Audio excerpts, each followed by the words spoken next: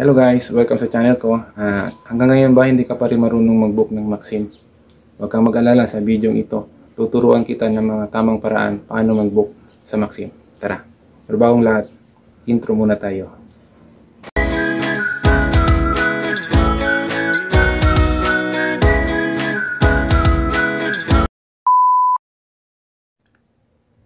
So, paano nga ba gamitin ang Maxim app para pwede na tayong magpabili or magpa-deliver sa mga Maxim rider?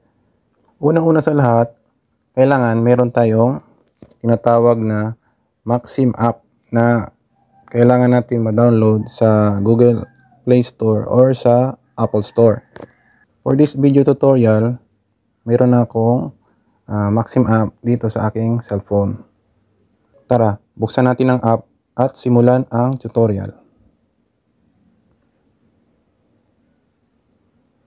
Step 2. Ano ba ang goal natin? Bakit natin gagamitin ang Maxim app? Meron tayong tatlong option. Una, magpapa-deliver kayo ng item. Pangalawa, magpapabili kayo ng food or item sa tindahan. At pangatlo ay ang passenger or angkas or ang tinatawag na Maxim taxi, motorcycle. For this first tutorial, let's say kailangan nyo nang magpa-deliver ng item.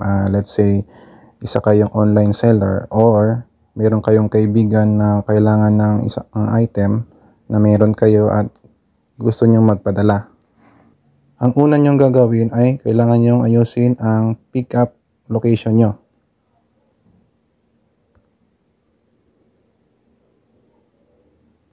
Tapos pindutin nyo yung arrow na to.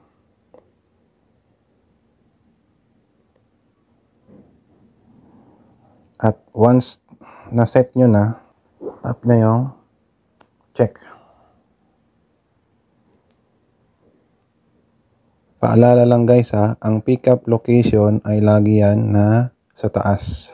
Ang susunod natin gagawin ay ayusin natin ang destination or saan natin ipapa-deliver. Pindutin ang destination. Dahil nasa Zamboanga City ako, pag magpapa-deliver kayo, dapat alam nyo kung anong address ng receiver nyo at yung mga landmark na malapit sa kanya. For example, in my case, sabi ng receiver ko, doon daw siya sa Santa Maria. Santa Maria daw yung barangay niya. Tapos, malapit daw siya sa elementary school. Ayun, Central School. So, in my case guys, as of the moment, ang delivery fee is 55 pesos lang. Next step is maglagay tayo ng details. Pindutin ang details.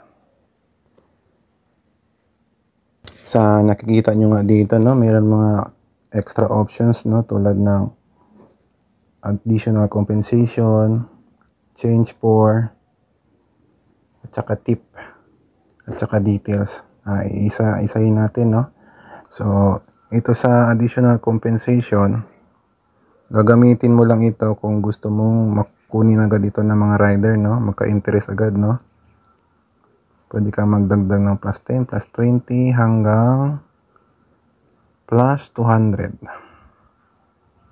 Ito namang change for, usually ito ginagamit ito sa mga pabili, if in case nagpapabili kayo ng food, tapos yung pera mo 500 or 1,000 para alam naman ng rider at saka makapaghanda siya ng barya para sa inyo.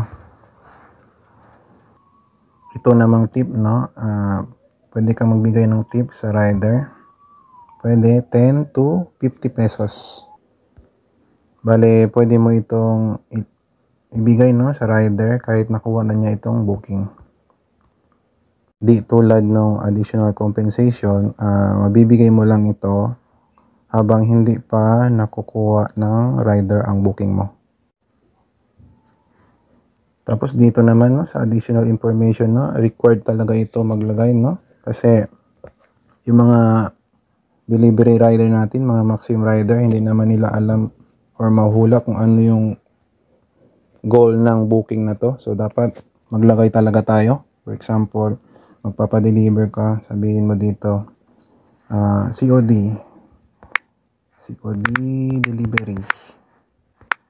delivery need abono, sabihin natin 500. Kasi minsan mayroong mga rider maliit lang yung dala nilang pera kasi hindi naman binibigay hindi naman nagpo-provide ang company ng pang-abono para sa mga rider. Bali ang mga rider talaga ang magpo-provide ng kapital nila para makakuha sila ng mga booking.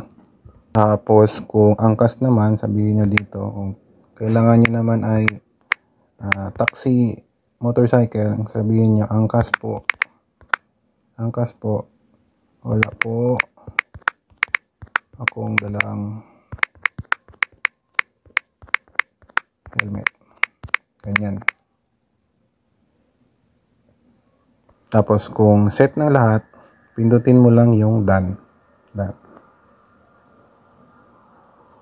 Tapos set natin ito. Ano ba gusto mo?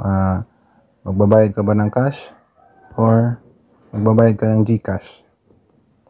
Para alam ng rider kung ano ba ang mode of payment mo. Tapos iset mo ang schedule kung ngayon or for example, sabihin ko mamayang 2:00 ng hapon. Pagkatapos, pag na-set mo na ang lahat at ready ka na mag-book ng rider, pindutin mo lang ang order. So guys, pag once na pindot mo na yung order, hintayin mo na lang na kunin ito ng rider. Guys, patapos na tayo sa video ito. Clarification lang, ang delivery at saka ang motorcycle taxi or angkas ay parehas lang ang setup. Ang kaibahan lang ay yung sa pabili. Sa pabili kasi dapat yung